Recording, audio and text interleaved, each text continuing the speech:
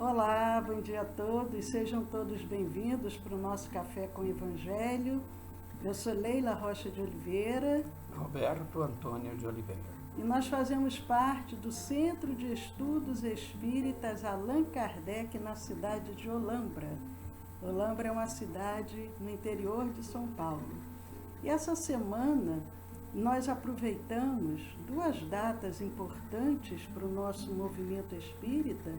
Para nós que somos espíritas e simpatizantes, são datas que não podemos esquecer.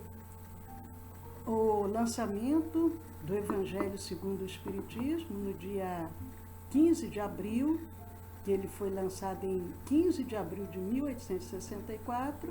Anteontem, né? E o lançamento, a primeira edição do Livro dos Espíritos, que foi lançado em 18 de abril de 1857, exatamente 7 anos antes. E eu havia até cometido um equívoco, que eu havia dito há uns 2 cafés atrás, acho que foi o efeito da cafeína, que, Isso é perigoso. que a primeira edição de O Livro dos Espíritos, lançado em 18 de abril de 1857, tinham 504 questões. Na realidade, não é, são 501 questões. E aí a segunda edição, que foi em 1860, é que veio com 1019 perguntas, 1019 questões feitas por Allan Kardec.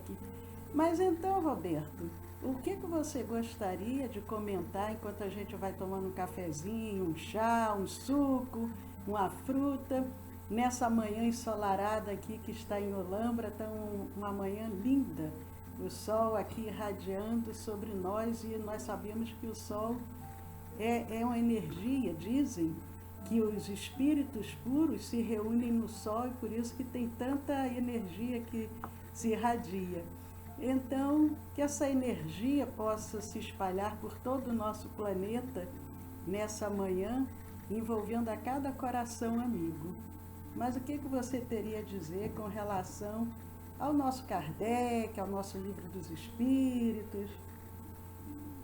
Nós precisamos fazer um recorte histórico entre a Revolução Francesa e o lançamento do Livro dos Espíritos. Lembrando que a Revolução referida foi em 1789 e adiante, aproximadamente 35 a 40 anos, o que ocorreu com aquela sociedade reformista e materialista? Eles já estavam ansiosos, sequiosos, necessitados de valores espirituais. Porquanto a sociedade que surgiria logo após a queda da Bastilha seria uma sociedade eminentemente materialista. E aí veio a depravação dos costumes, a dissolução dos núcleos familiares, né? E, naturalmente, todo um processo de afastamento dos valores perenes da alma. E surge, nesse contexto, um outro movimento, poderíamos chamar de escolas espiritualistas ou filosofias espiritualistas, e que era o chamado espiritualismo racional. Que interessante, né? Quando a gente recorda isso, e Kardec ali já estaria com seus 25 anos, já egresso de Verdun, na Suíça, e ele se oxigena, se banha nesse novo pensamento, surgindo ali o pensamento espiritualista, e que falava ali muito forte, né, dos seus valores que ele teria trazido da sua educação face ao método pestalozziano. E se a gente começa a olhar sobre esse viés, vamos tentar entender, e esse é o ponto, como é que foi formatado o Livro dos Espíritos. Melhor dizendo, como é que foram formuladas aquelas questões. Mas terá sido da cabeça de Kardec?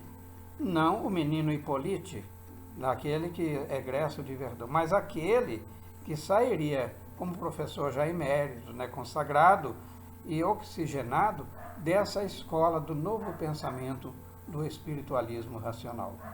Eu não vou me alongar muito, mas eu filtrei ali no Livro dos Espíritos, na questão que fala sobre os atributos da divindade,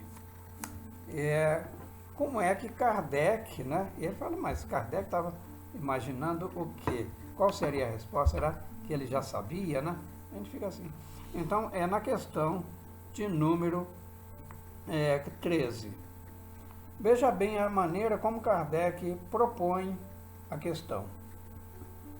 Quando dizemos que Deus é eterno, infinito, imutável, imaterial, único, todo-poderoso, soberanamente justo e bom, tem mais ainda, gente, mas Kardec fala, vou ficar por aqui, né? Não temos uma ideia completa dos seus atributos? Então, veja bem, ele alinhou uma série de atributos divinos, né? Muito acima do entendimento do ser humano imortal. Aí, observem a resposta. Vamos atentar um pouquinho mais na pergunta. Kardec teria tirado isso daquela escola do pensamento filosófico, espiritualismo racional? Provavelmente, né? Mas a resposta é interessante. Provavelmente não era essa a resposta que ele esperava. Essa que é a grandeza, né, da revelação espírita. E eles irão dizer-lhe, do vosso ponto de vista, sim. Então a resposta é afirmativa, mas tem ressalva, porque logo a seguir eles dizem, porque credes tudo abraçar. 2 pontos. Mas sabeis bem que há coisas acima da inteligência do homem mais inteligente, e para os quais a vossa linguagem limitada, as vossas ideias e as vossas sensações não tem expressões. Ou seja, tudo que vocês imaginarem em grau maximizado é pouco, não é, Leila? Até tem muito a ver um pouco, né, com a mensagem logo inicial, Escola Divina, que a benfeitora Sheila nos traz através do médium Cleiton Levy. Porque nós estamos numa escola, o planeta Terra é essa grande escola, e de acordo com o nosso nível evolutivo, é que nós vamos ter capacidade de entender, de compreender. Então, os benfeitores, eles dizem, tudo bem, do vosso ponto de vista, mas de acordo ainda com o nível intelectual, o nível moral, o nível de capacidade que vocês têm de compreender. Porque quando Kardec faz essa pergunta, e 1019 perguntas Kardec faz no Livro dos Espíritos, perguntas muito bem elaboradas, mas para o entendimento do homem da atualidade. Porque se os espíritos respondem de uma forma muito mais profunda, provavelmente nem o próprio Allan Kardec conseguiria compreender a resposta. Mas eles respondem numa linguagem como quando nós respondemos a uma criança que nos faz certas perguntas. Nós não podemos responder como nós vamos responder a um adulto, a um intelectual, porque a criança não iria entender. Então a gente procura responder numa linguagem mais adequada. Isso é muito importante para o aprendizado, para essa escola que todos nós estamos, né? E é interessante que era tão forte, né, vibrava com uma intensidade tal, essa sede de conhecimento da realidade espiritual, né? Que Kardec, carregando isso lá dessa escola de pensadores, que falamos ainda há pouco, ele colocaria, aporia o subtítulo ao Livro dos Espíritos de Filosofia Espiritualista. Então veja bem, vamos entender o que é filosofia. Porque filosofia é o amor ao saber, isso etimologicamente. Mas a filosofia, ela indaga. Então, o homem, sendo um eterno e insaciável, não há conhecimento suficiente para mitigar-lhe a fome de saber, então ele tem que ter uma forte vertente filosófica. Porque a filosofia indaga, né, Leila? Já diz o refrão, e a ciência responde, né? E a religião fecha, né? Exatamente. A religião nos conecta a Deus. É. Então, essa tríade proposta pela doutrina espírita. E é muito interessante porque Kardec coloca, né, como o Roberto diz, logo no início, né, a primeira frase que está no livro é filosofia espiritualista. E aí vem dizendo, contendo os princípios da doutrina espírita. Ele não diz contendo os princípios do livro, não, da doutrina, porque ali ele já vê uma coisa muito mais ampla. E é até interessante que quais seriam esses princípios que vem no Livro dos Espíritos? Só para a gente recordar, né? Ele diz princípios, porque para nós nos dizermos espíritas, realmente, muitos de nós somos ainda simpatizantes, mas para nos dizermos espíritas, primeira coisa, a gente tem que acreditar em Deus. Se não acreditar em Deus, já fica difícil dar uma continuidade. Mas quais os princípios? A imortalidade da alma, a natureza dos espíritos, a relação dos espíritos com os homens, porque além de existir os espíritos, mas ele também constatou que a possibilidade dos espíritos se relacionarem com os homens. E como que seria essa relação? As leis morais, a vida presente, a vida futura e o futuro da humanidade, segundo o ensino dado pelos espíritos superiores, com a ajuda de diversos médios, coletados e colocados em ordem por Allan Kardec. Então, Allan Kardec, ele se coloca ali na função apenas de coletadas e organizadas, apenas daquele que organizou todo esse material. E é interessante porque até nos nossos cursos eu às vezes provoco os nossos alunos e eu falo assim, se você falar para uma pessoa que não seja espírita, que ela é espiritualista, está correto? Se você falar para um evangélico que ele é espiritualista, para um católico, para um budista, está correto? E aí, Roberto, o que você acha que os alunos respondem? Regra geral, assim, olha, eles não são espiritualistas, que já é um equívoco, porque se acreditamos em algo que sobrevive a este corpo, que a gente até brinca que irá cumprir a lei de Lavoisier, sábio, emérito químico francês, diz que na natureza nada se cria, tudo se transforma. Então este corpo fica, mas o que sobrevive a ele, se acreditamos, qualquer que seja o credo religioso, acredito que o princípio inteligente ou a personalidade, etc., ela sobrevive, então somos espiritualistas por definição. Agora, Leila, eu queria trazer uma curiosidade, porque falamos muito na codificação. E Kardec precisou de médiums, né? Exatamente. Então, interessante. Porque lá no princípio teve as irmãs Budan, né? Teve também as irmãs Celine Jafé. Mas você sabe que tinha 2 brasileiras também, entre 10 médiums que colaboraram no primeiro momento. 10 médiums. Lá né? na segunda edição, né? Isso. Porque na primeira eles se apoiaram nessas apoiaram 3 médiums. nas 3, né? Mais adiante, ampliou-se, né? Como vimos, o Livro dos Espíritos, ele dobrou de volume em termos de questões formuladas. E aí 2 brasileiras médiums contribuíram também para formar a equipe de médiums de Kardec. Isso e quando isso ocorreu? Né? Temos o historiador Jorge Damas, né? Isso, Jorge Damas Martins. Martins, historiador, pesquisador. E ele ali coloca como é que isso ocorreu, né? Na época, vamos falar aí do Brasil Império, né? Já tínhamos proclamado a independência e etc. Estávamos ainda no Segundo Império, né? Dom Pedro II. E as questões econômicas, elas permeavam esse movimento, o intercâmbio, né, entre as nações. E como o Brasil, já à época, se destacava por ser um rico produtor de açúcar, então um empresário francês, o que ele faz? Ele faz uma viagem ao Brasil e vai para o sul.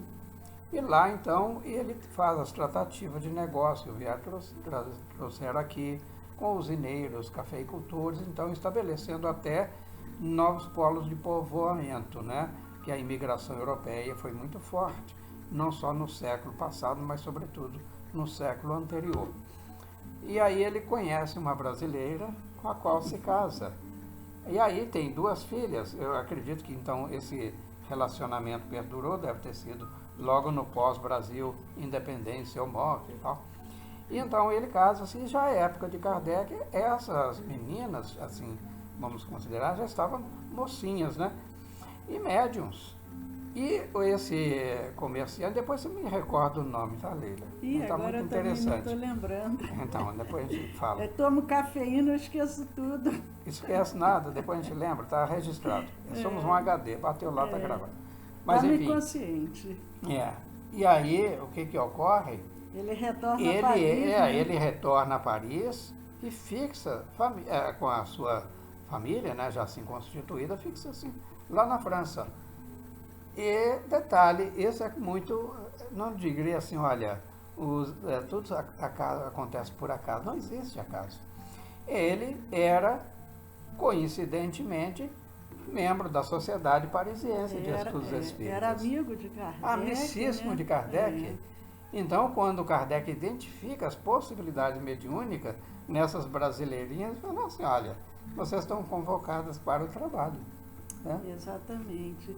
E então, na segunda edição, Kardec né, já consegue ter um grupo maior de médios que participam, inclusive essas brasileiras. E é interessante também que nessa época, lá em Paris, né, o imperador Dom Pedro tinha uma gráfica onde imprimiam livros. Na França? Na França. Então, gráfica imperial, gente. Uma gráfica imperial. Então, a casa de Orleans e Bragança era grande, né? Livros, então, quer contar sobre esse episódio? Recordando como é que o livro espírita chegou ao Brasil, pelas mãos de quem, e qual foi o primeiro livro, né? A gente fala assim, olha, foi o livro dos Espíritos, mas não foi. Foi o Espiritismo na sua expressão mais simples. Era uma espécie de manual. Imaginemos o papel do codificador. Não podia dobrar uma esquina, olha, foi bom ter encontrado com você, eu queria saber como é que é o Espiritismo e tal. Eram tantas as perguntas.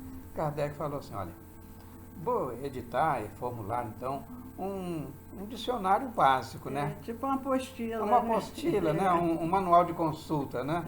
Fala assim, olha, o Espiritismo na sua expressão mais simples. Quando vinha a pergunta, eu falo assim, está aqui. Mas era em francês.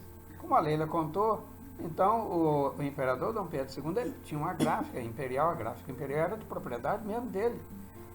Não era a coroa portuguesa dele. Então, ele manda imprimir na tradução, né, fazendo a tradução lá mesmo na França, para o português, e vem exemplares de o Espiritismo, nessa expressão mais simples, para o Brasil. E esse amigo dele, né, que tinha casado com essa brasileira, é que faz a tradução, porque aí ele sabia o francês e já tinha aprendido é verdade. O português. Isso, né? olha o papel. E aí importante. Faz nessa tradução. Então, logo que surge o Espiritismo na França, aqui no Brasil já começou a chegar as primeiras obras, porque, como o Roberto disse, nada é por acaso. E provavelmente já havia também um planejamento divino, sabendo que logo posteriormente haveria dificuldades na Europa. Um pouco tempo depois vem a Primeira Guerra. Muitas das obras de Kardec, inclusive, escritos de Kardec, foram queimados pelos alemães. E nós vamos falar sobre isso amanhã. Então, em função disso, a árvore do Espiritismo, ela foi transportada para o Brasil. Então, logo depois, Bezerra de Menezes ganha de presente um exemplar do Livro dos Espíritos, tudo já dentro de um planejamento, né? Escolher um lugar neutro, pacífico, um lugar onde as pessoas eram voltadas para a religião, para o espiritual, e então as pessoas estavam assim